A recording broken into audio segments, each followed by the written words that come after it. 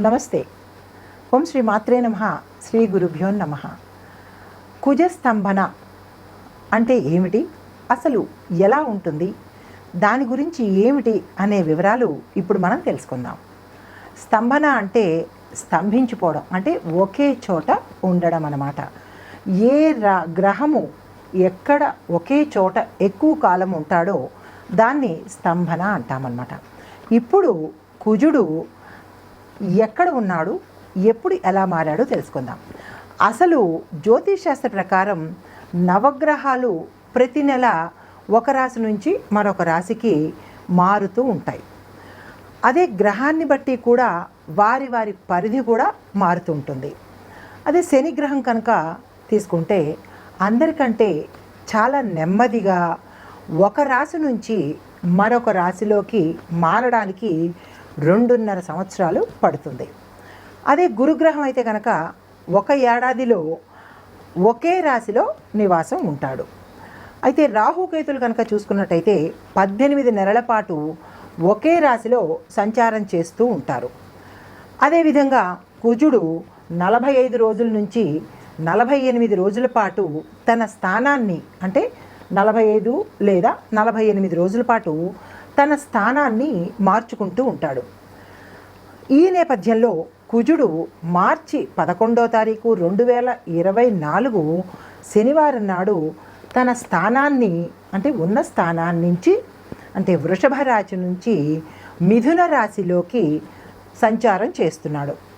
దీంతో కొన్ని రాశుల వారికి జీవితంలో అనేక సమస్యలు రావచ్చు, ఒడిదుడుకులు రావచ్చు, ఉన్నతులు రావచ్చు.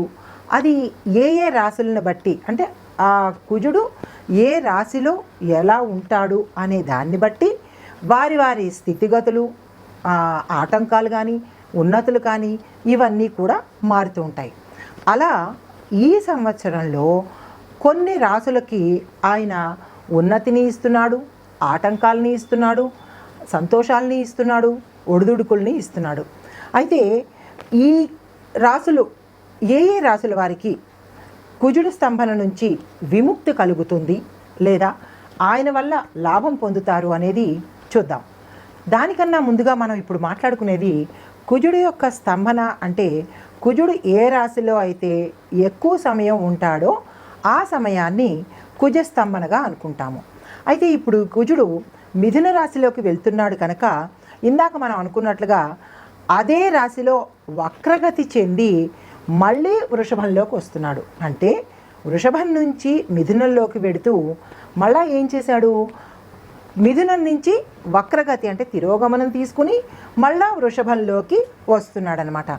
దాదాపుగా ఈ కాలంలో 6 నెలల పాటు అదే చోట ఉంటాడు. అయితే ముందుకెళ్ళి మళ్ళా వెనక్కి రావడంలో వృషభ రాశిలో రోహిణి నక్షత్రం మీద ఎక్కువ రోజులు ఉంటున్నాడు అనమాట. వెనక్కి నుంచి ముందుకు వచ్చి మళ్ళీ ముందు నుంచి వెనక్కి వెళ్ళి రోహిణి నక్షత్రంలో స్థిర నివాసం చేసుకుంటున్నాడు. అయితే జ్యోతిష ప్రకారము కుజుడు అంటే అంగారకుడు గ్రహాలకు అధిపతిగా మనం పరిగణిస్తామన్నమాట. అయితే ధైర్యము, కోపము, ఆత్మవిశ్వాసానికి ఈ కుజుడు ప్రత్యేకత అన్నమాట. అది త్వరలో మనం ఈ స్థానాల్లో మారుతున్నాడు కాబట్టి నవగ్రహాలలో ఎంతెంత ప్రాముఖ్యత ఉంది అనేది ఇప్పుడు చూద్దాం. కుజుడు ఆగస్టు 26, 2024 అంటే శ్రీకృష్ణ జన్మాష్టమి రోజున సోమవారం నాడు మధ్యాహ్నం 3:40 వృషభం నుంచి మిథునంలోకి ప్రవేశించాడు. ఈ రాశిలో 55 రోజులు, అంటే అక్టోబరు 20 తారీఖు వరకు రోహిణి నక్షత్రంలో నివాసం ఉంటాడనమాట. ఆ తర్వాత మళ్ళా కర్కాటకంలోకి ప్రవేశిస్తున్నాడు. ఈ సమయంలో శుభమంగళ యోగం కొన్ని రాశులకు పట్టనుంది. ఈ శుభయోగం ప్రభావంతో కొన్ని రాశుల వారికి ఆర్థిక పరంగాను మంచి పురోగతి లభిస్తుంది. అంటే ఆర్థికంగా వారి వారి రంగాల్లో పురోగతి, వ్యాపారంలో అనుకోండి, రాజకీయంలో అనుకోండి, ఇలా ఎవరెవరు ఏ రంగంలో ఉన్నారో వారికి ఆర్థిక పురోగతి అనేది ఈ కుజుడు ఇవ్వబోతున్నాడు. అయితే మరొక వెసులుబాటు ఏంటంటే మేషంతో సహా ఈయన సంచారం చేసే రాసుల్లో మేషంతో సహా ఇప్పుడు మనం ఏ రాసుల వారికి అభివృద్ధి కనబడుతోంది చూద్దాం. ముందుగా కర్కాటక రాశి, ఈ రాశి నుంచి అంగారకుడు అంటే కుజుడు తన 12వ స్థానం నుంచి సంచారం మొదలుపెట్టాడు.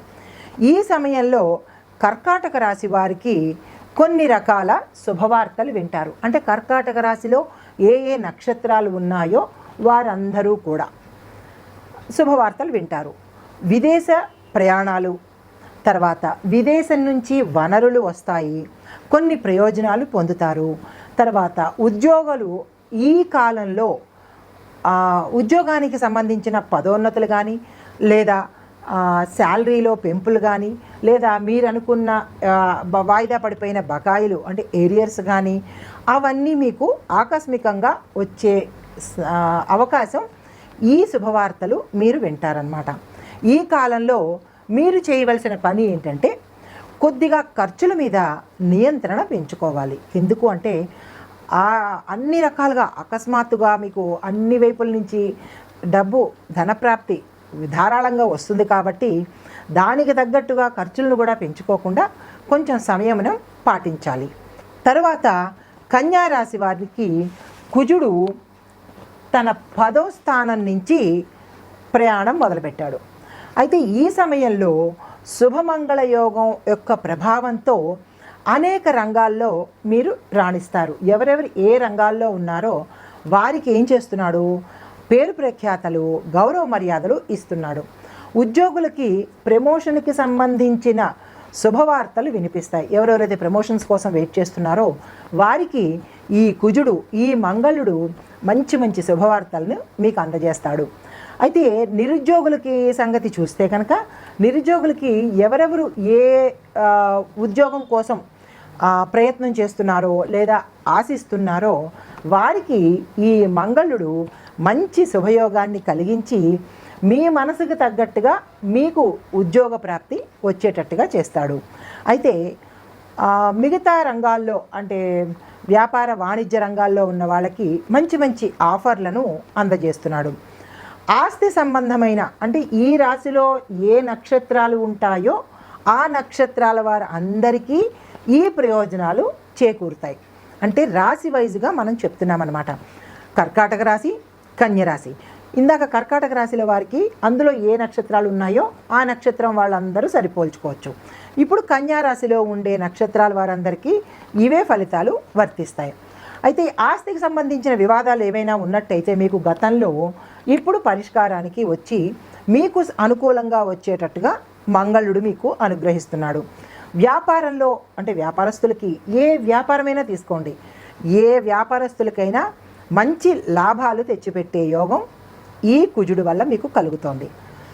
ఈ కుజ సంచారం వల్ల మిథున రాశి వారు అంటే తదుపరి రాశి మిథున రాశి వారికి అద్భుతమైన ప్రయోజనాలు కుజుడు మీకు అందిస్తున్నాడు.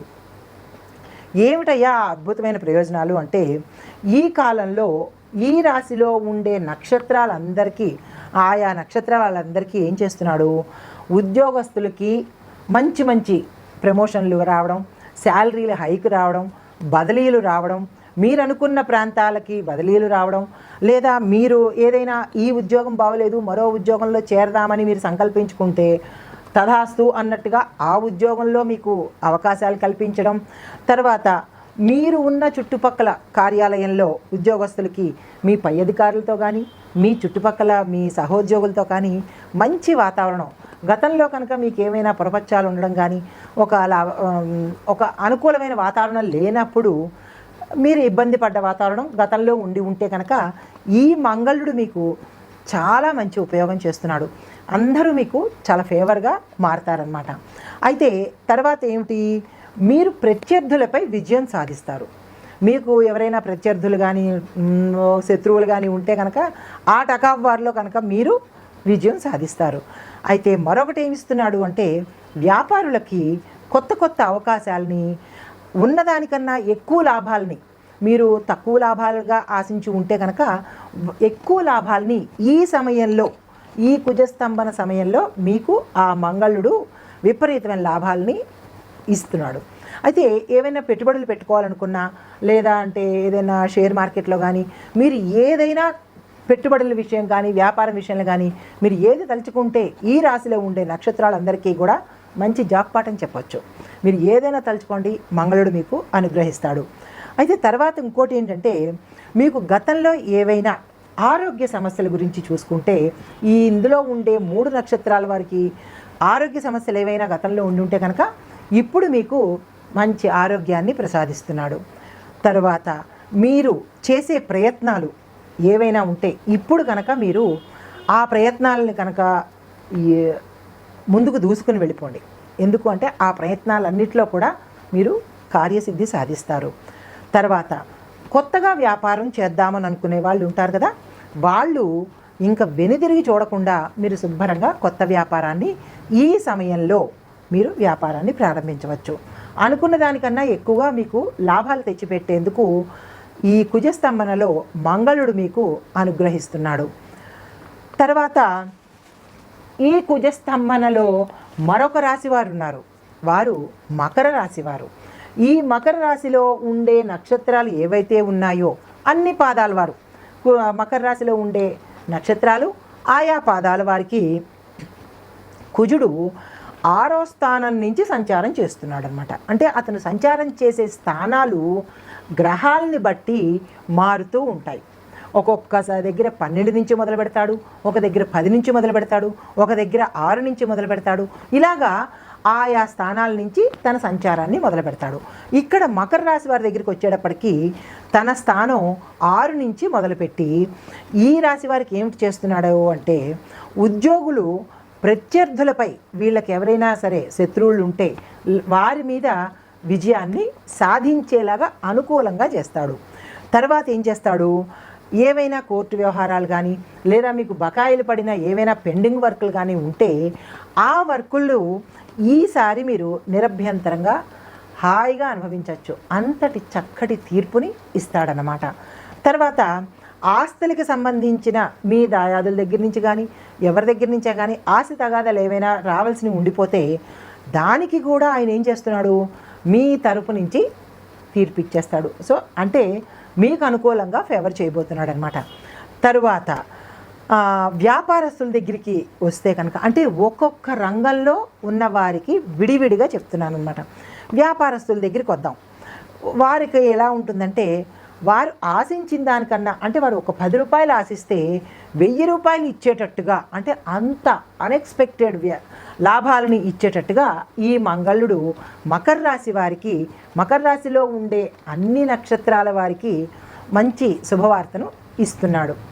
అయితే తర్వాత మీకు గతంలో ఏవైనా ఆర్థిక పరిస్థితుల్లో కానీ, ఇంట్లో వాతావరణంలో కానీ, లేదా ఎక్కడైనా మీకు డబ్బులు రావాల్సినవి ఆగిపోవడం కానీ, ఆర్థికంగా బాగోలేకపోవడం కానీ ఉంటే కనుక ఈ కుజుడు ప్రయాణించే, అంటే స్తంభించిపోయిన ఈ సమయంలో మీకు అవన్నీ మీ ఇంటికి తలుపు కొట్టి మరీ వస్తాయండి. మీరు దాని విషయంలో బెంగపడాల్సిన పని లేదు.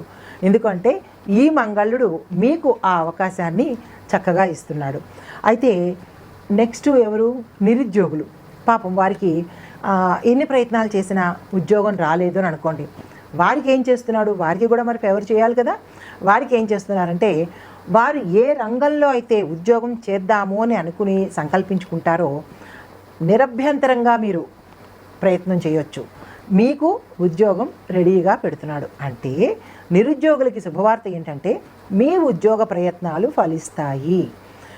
తర్వాత ఇంట బయట కుటుంబంలో కూడా మీరు మంచి మంచి శుభవార్తలు ఇక వినడమే పని అన్నమాట. శుభవార్తల మీద శుభవార్తలు, శుభవార్తల మీద శుభవార్తలు వస్తాయి మీకు.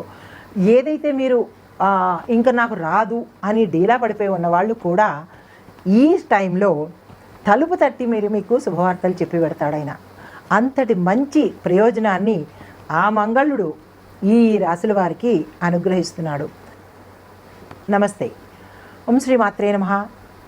శ్రీ గురుభ్యో నమః. ఈ కుజస్తంభన సమయంలో తదుపరి రాశి మేషరాశి దగ్గరకు వద్దాం. మేషరాశి వారికి 3వ స్థానం నుంచి తన సంచారం మొదలుపెట్టాడనమాట.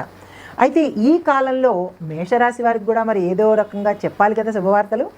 ఏం చేశాడంటే, ధైర్యంగా ఉంటారు. ఇదివరకు పిరికితనంగా ఏమీ చెయ్యలేను, నేను ఎందుకు పనికిరాను అనుకున్న వాళ్ళు కూడా మంచి ధైర్యంగా కాన్ఫిడెన్స్తో మీరు ఉంటారనమాట.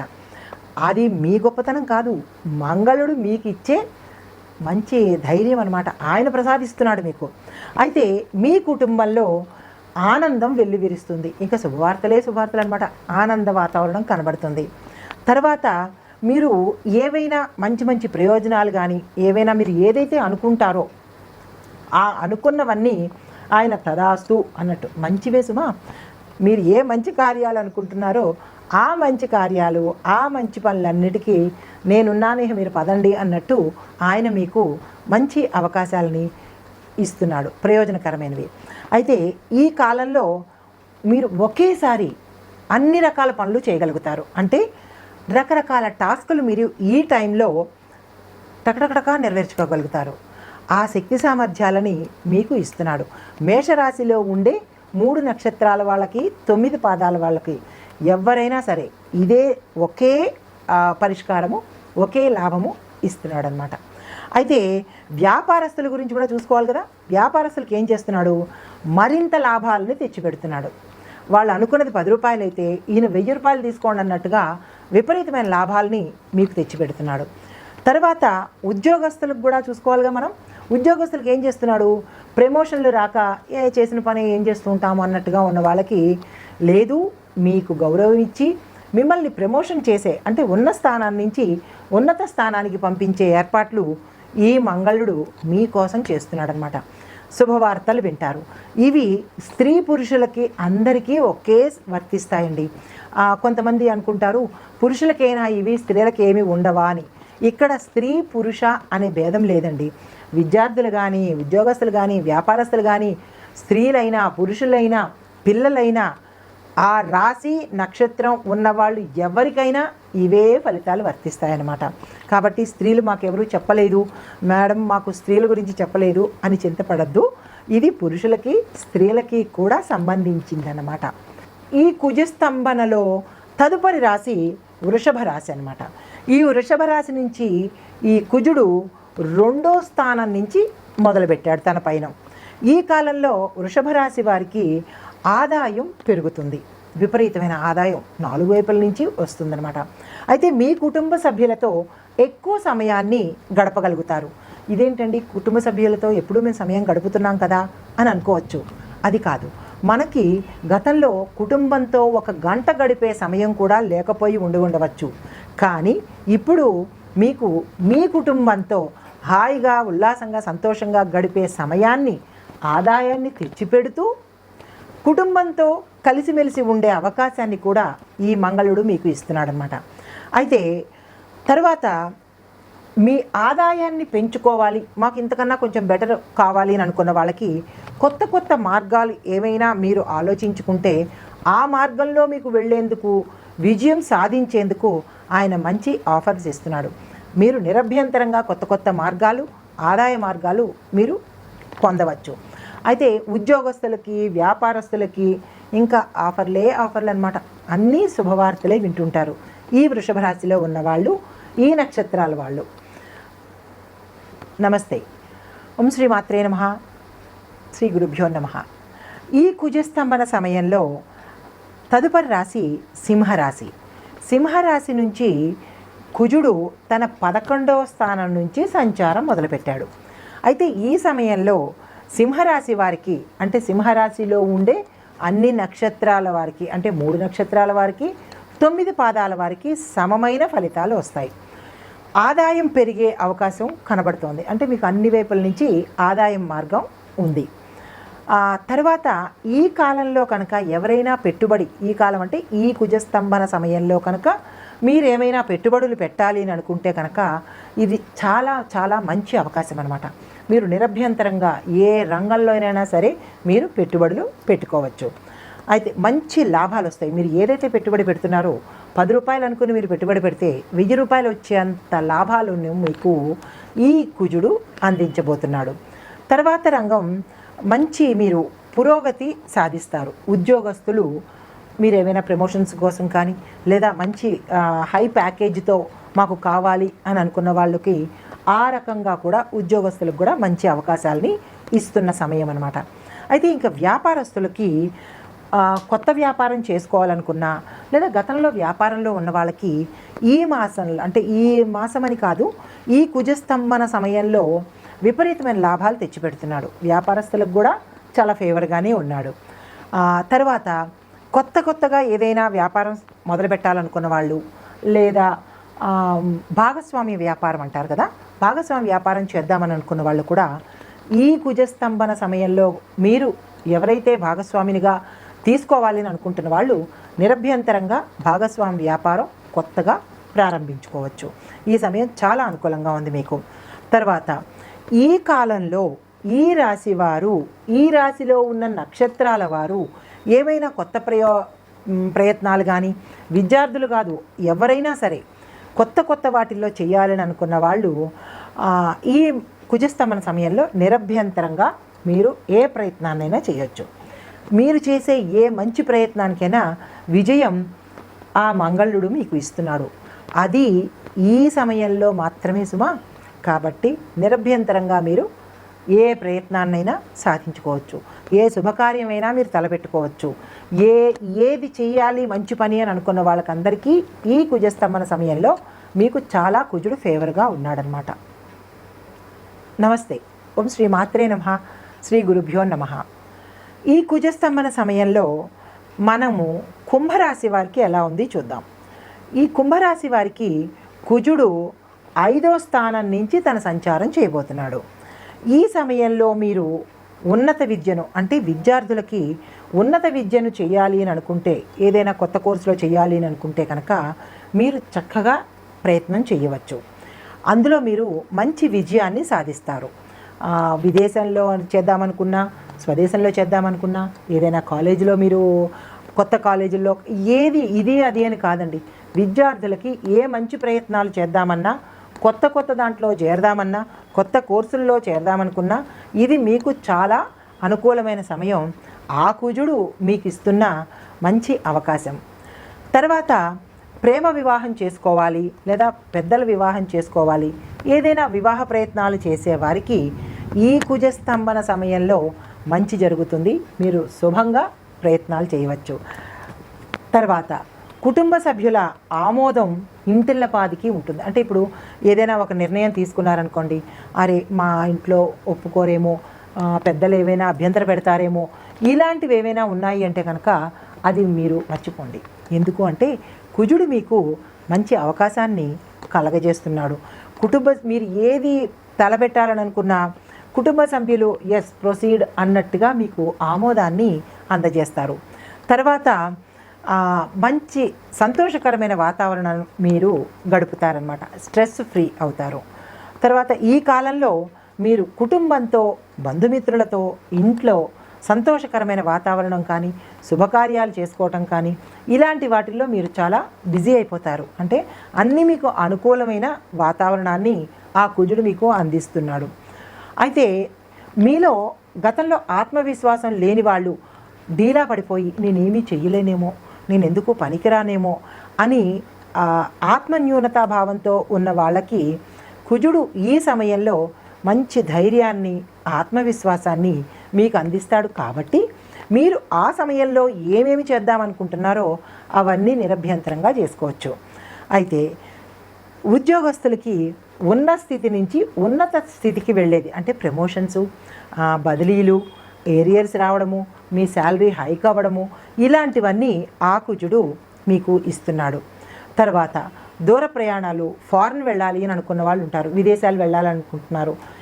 ఈ రాశిలో ఉన్న వాళ్ళు శుభ్రంగా అనుకూలంగా ఉంటుంది. కాబట్టి మీరు తలుచుకోవడమే తడువు వెళ్ళే అవకాశం ఆ మంగళుడు మీకు అనుకూలిస్తున్నాడు. ఇది కుంభరాశి వారికి మంగళుడు ఇచ్చేది. అయితే ఇవి మొత్తంగా ఈ రాశుల వారికి, నేను ఏ రాశులైతే చెప్పానో ఆ రాశుల వారికి లాభాలను కుజుడు అందిస్తున్నాడు. కాబట్టి మీకు అంత కుజస్తంభన సమయంలో అంత అనుకూలంగానే ఉంది. కాబట్టి మీరు ఒక చిన్న సూచన ఏంటంటే, కుజుడికి సంబంధించినంత వరకు మనకి ఆయన మంచి మంచి గిఫ్ట్లు ఇస్తున్నప్పుడు ఆయనకి సంతోషపెట్టే పనులు చేస్తే బాగుంటుంది కదా. ఏం చేద్దామంటే మంగళవారం నాడు ఏదైనా కుజుడికి ఇష్టమైన రోజును ఆయనకి నచ్చినట్టుగా ప్రార్థించుకోవడము, ఆయనకి నచ్చినట్టుగా జపాలు చేయించుకోవడము, లేదా నవగ్రహాల ఆలయాలకు వెళ్ళి ప్రదక్షిణలు చేయడము. ఆయనకి మన అన్నీ చేస్తున్నాడు కాబట్టి మనం కూడా ఆయనకి చిన్న ఫేవర్ చేస్తే చాలా సంతృప్తి పడతాడు. ఇదండి కుజస్తంభన సమయంలో ఎవరెవరికి లాభపడుతున్నారు, ఆ కుజుడు ఆ మంగళుడు ఎవరెవరికి మంచి చేస్తున్నాడు అనేది మనం తెలుసుకున్నాం కదా. నమస్తే నమస్తే. ఓం శ్రీ మాత్రే నమః. తదుపరి రాశి మీనరాశి.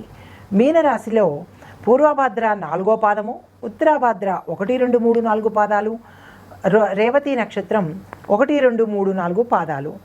ఈ రాశి వారికి ఈ మాసంలో సామాన్యమైన ఫలితాలు గోచరిస్తోంది. స్థిరమైన ఆలోచన లేదా స్థిరమైన బుద్ధి లోపిస్తోంది. కుటుంబంలో కానీ ఆర్థిక పరంగా కానీ చిరాకులు కలిగే అవకాశం కనబడుతోంది. నిదానంగా ముందుకు సాగుతారు కాబట్టి కొంచెం ఆచితూచి వ్యవహారాలు ఇంట్లో కానీ బయట కానీ చేయవలసిందిగా చెప్పడం జరిగింది. తర్వాత ఆదాయ మార్గాలు, మీరు దేనిలో అయితే మీరు కొత్త ఆదాయ మార్గాలను ఎంచుకుంటారో దానిలో ఆదాయ మార్గాలు మీకు కొద్దిపాటి మెరుగుదలను చూపిస్తుంది. బంధువుల నుంచి వ్యతిరేకత కనిపిస్తోంది. మిత్రుల నుంచి కుటుంబం నుంచి కూడా కొద్దిపాటి వ్యతిరేకతలు గోచరిస్తున్నాయి కాబట్టి జాగ్రత్తగా ఉండవలసిందిగా సూచన. సంఘంలో సమాజంలోనూ సంఘంలోనూ లేదా పెద్దల దగ్గర మీ గౌరవ మర్యాదలకు భంగం వాటిల్లే అవకాశం కనబడుతోంది కాబట్టి ఆ చర్యలకు మీరు పాల్పడకుండా జాగ్రత్త వహించవలసిందిగా చెప్పడం జరిగింది. నెక్స్ట్, కోర్టు వ్యవహారాలు ఏవైనా ఉంటే కనుక అవి మీరు కొత్తగా అప్లై చేసుకోకుండా, అంటే కొత్తగా దానికోసం స్పందించకుండా పాత వాటిని మనం పట్టించుకోకుండా ఉంటేనే ఈ మాసం మంచిది. ఎందుకంటే మీకు అనుకూలంగా ఫలితాలు రావు కాబట్టి ఈ మాసం వాటిని మర్చిపోవలసిందిగా ప్రత్యేకమైన సూచన. మీ యొక్క జీవిత భాగస్వామికి ఆరోగ్య భంగం కలుగుతోంది కాబట్టి పురుషుడైతే స్త్రీ, అంటే భార్య అయితే భర్తకి, భర్త అయితే భార్యకి ఆరోగ్య భంగం ఉంది, అంటే కొంచెం ప్రమాదకరమైన ఆరోగ్య భంగం ఉంది కాబట్టి దానికి గాబరా పడకుండా తగు జాగ్రత్తలు తీసుకుంటే చాలా మంచిది. నిదానంగా సంయమనంగా వ్యవహరించండి. తర్వాత పుణ్యకార్యాలు చేస్తారు, ప్రయాణాలు చేసే సూచన కనబడుతోంది. తర్వాత ఆస్తి వ్యవహారాల్లో ఈ సంవత్సరాంతంలో చేస్తారు కానీ ఈ మాసంలో మాత్రం ఆర్థిక వ్యవహారాలకి జోలికి వెళ్ళకపోవడమే మంచిది.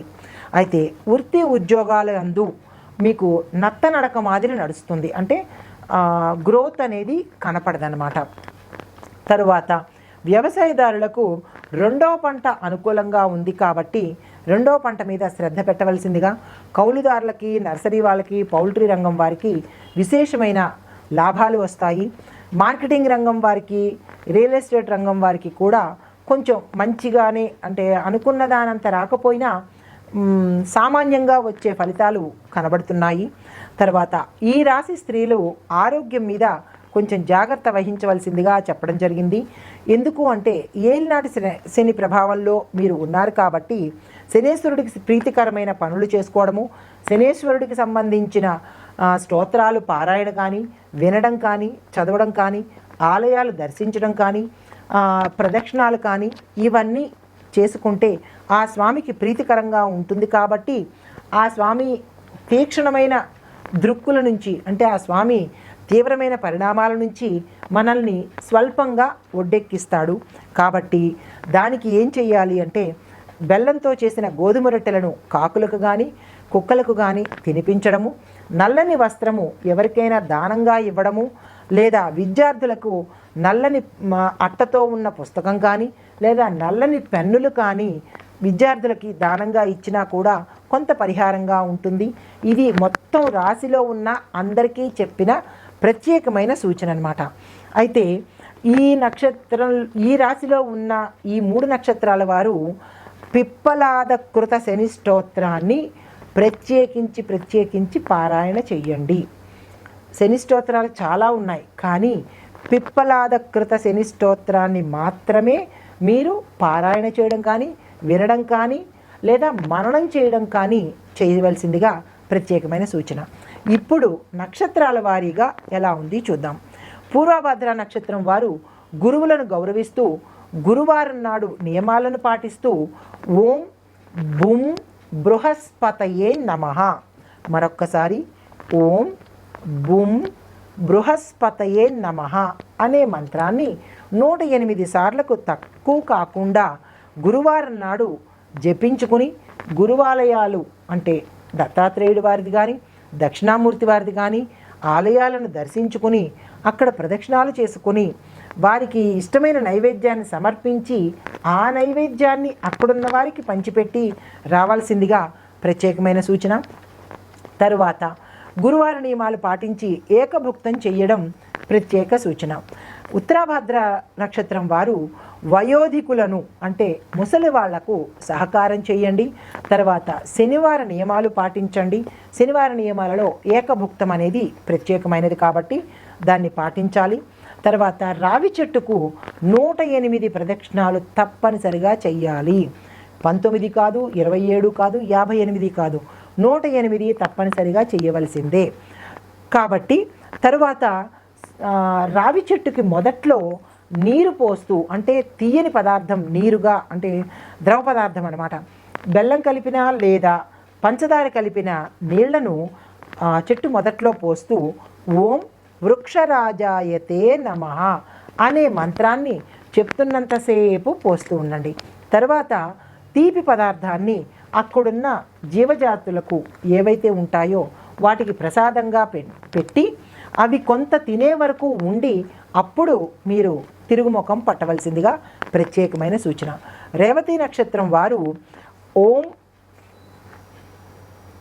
నమఃశివాయ అనే మంత్రాన్ని కానీ లేదా మృత్యుంజయ మంత్రాన్ని కానీ తప్పనిసరిగా 11 సార్లు కానీ 7 సార్లు కానీ చదవవలసిందిగా సూచన.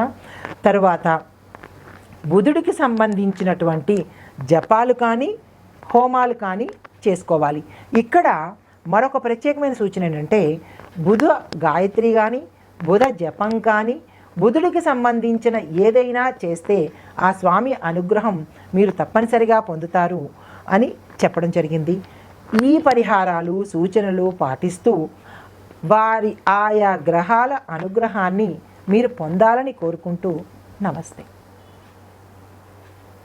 అయితే మన సనాతన సంప్రదాయం ప్రకారము ఉగాది రోజు పంచాంగ శ్రవణం యొక్క గ్రహ స్థితిగతుల ఆధారంగా దేశకాలమాన పరిస్థితుల ఆధారంగా కేవలం ఇది ఆంగ్ల మాస సంవత్సరం ప్రారంభం కాబట్టి అంటే మన ఆంగ్ల మాసాన్ని బట్టి చూసుకుంటున్నాం కాబట్టి ఇది ప్రతి ఒక్కరికి అలాంటి ఫలితాలే ఇస్తాయి అని అనుకోకూడదు.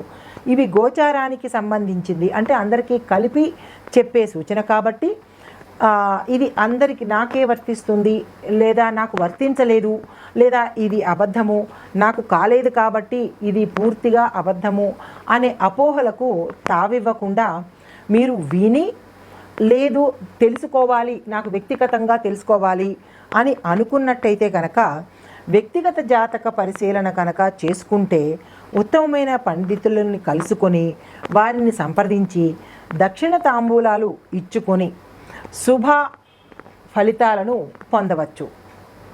ఇది ప్రత్యేకంగా ప్రేక్షకులు గమనించవలసిన అత్యంత ముఖ్యమైన సూచన అన్నమాట. నమస్తే. ఓం శ్రీమాత్రే నమః. ఇప్పుడు నక్షత్రాల వారీగా పరిహారాలు సూచనలు చూద్దాం. ఉత్తర నక్షత్రం వారు ప్రతిరోజు సూర్య నమస్కారాలు చేయాలి. వారి యొక్క తండ్రిని గౌరవించాలి. ఆదివార నియమాలు పాటించండి. సూర్యుడికి రాగి పాత్రతో తులసి మొక్కలో నీళ్లు పోయడం అంటే లైక్ అర్ఘ్యం ఇవ్వడం అన్నమాట. నీళ్లను వదలాలి. మాంసాహారాన్ని తప్పనిసరిగా నిషేధించాలి. స్వామివారికి అభిషేకం చేస్తున్నప్పుడు అభిషేకం అంటే నీళ్లను అర్ఘ్యంగా ఇస్తున్నప్పుడు ఓం సం సూర్యాయ నమః అనే మంత్రాన్ని 108 సార్లకు తక్కువ కాకుండా జపించవలసిందిగా సూచన. మాంసాహారాన్ని వదలాలి. ఆదివార నియమాలు పాటించాలి. తదుపరి హస్త నక్షత్రం వారికి ప్రతి సోమవారము ప్రదోష సమయాన శివాభిషేకం చేయండి. మాస శివరాత్రి రోజు ప్రత్యేకంగా శివాలయానికి వెళ్ళి అక్కడ స్వామివారిని దర్శించుకొని అక్కడ దీపం వెలిగించుకున్నా లేదా అభిషేకం చేయించుకున్నా మంచిదే. తర్వాత సాయంత్రం సమయంలో చంద్రుణ్ణి చూస్తూ ఓం సం చంద్రాయ నమః లేదా ఓం సం సోమాయ నమః ఈ 2 మంత్రాల్లో ఏది మీకు అనుకూలంగా ఉంటుందో దాన్ని మీరు 108 సార్లు జపించుకుంటూ చంద్రదర్శనం చేసి వీలైతే చంద్రుడికి పాలను నైవేద్యంగా పెట్టుకుంటే విశేషమైన ఫలితం వస్తుంది. చంద్రగ్రహ సంబంధిత ఏవైనా బాధలు ఉంటే అవి తొలగిపోతాయి. తర్వాత చిత్తా నక్షత్రం వారికి ప్రతి మంగళవారము సుబ్రహ్మణ్యేశ్వర స్వామి ఆరాధన, జపము, ప్రదక్షిణాలు ఇవి సూచనగా చెప్పడం జరిగింది. అయితే మంగళవారం నాడు మాంసాహారాన్ని నిషేధించి సుబ్రహ్మణ్యేశ్వరుడికి ఇష్టమైన ఆ స్వామికి ఇష్టమైన ఎర్రని పువ్వులతో పూజ చేసుకుని ఎర్రని పండును నైవేద్యంగా పెట్టుకున్నట్టయితే సంతానం లేని వారికి కానీ లేదా భార్యాభర్తల మధ్య అనుకూల దాంపత్యం లేకపోవడం కానీ ఇలాంటివి ఏవైనా ఉన్నట్టయితే లేదా కాలసర్ప దోషాలు కానీ సర్పదోషాలు కానీ ఇలాంటివి ఏవైనా చిన్న చిన్న చికాకులు ఉన్నట్టయితే సుబ్రహ్మణ్యేశ్వర స్వామివారికి ఈ పరిహారాలు చేసుకున్నట్టయితే స్వామివారి అనుగ్రహం మీ మీద విశేషంగా కలుగుతుంది. అయితే మరొకటి ఏంటంటే వీలైతే సుబ్రహ్మణ్యేశ్వర స్వామివారి యొక్క ఆలయాలను సందర్శించడం చాలా విశేషము. కృత్తికా నక్షత్రానికి సంబంధించి మంగళవారం వస్తే మరీ విశేషము. లేదా మంగళవారం కానీ కృత్తికా నక్షత్రం టైం అప్పుడు కానీ మీరు మీ ఇంట్లో సుబ్రహ్మణ్యేశ్వర స్వామికి అభిషేకానికి ప్రతిమకి అభిషేకం చేసుకున్నట్టయితే ఆ స్వామికి సంబంధించిన ఏవైనా దోషాలుంటే తొలగిపోతాయి. సంతానం వారికి సంతానం వస్తుంది, అనుకూలమైన దాంపత్యాన్ని పొందుతారన్నమాట. ఈ నియమాలు ఈ సూచనలు తప్పనిసరిగా పాటించండి. పాటించిన తర్వాత వారి యొక్క ఆ గ్రహాల అనుగ్రహాన్ని సంపూర్ణంగా పొందండి. నమస్తే.